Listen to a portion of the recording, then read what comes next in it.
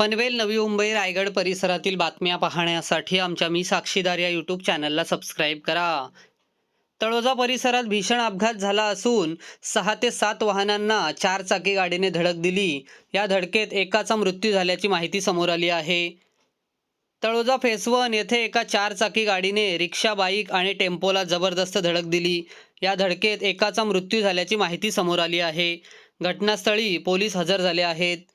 4 चाकी गाडी तळोजा फेस 2 कडून फेस 1 कडे अनेक गाड्यांना ठोकर देत आली. यात रिक्षा, मोटरसायकल, टेम्पो आणि वडापावच्या गाडीचा समावेश आहे. हा अपघात इतका जबरदस्त होता की एका जणाचा जागीच मृत्यू झाला आहे.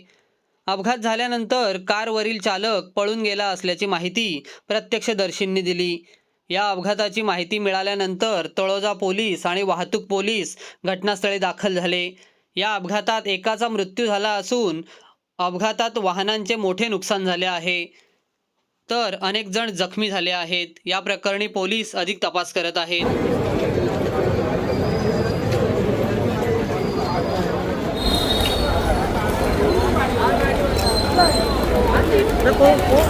बस गाड़ी वाला अरे उसको यार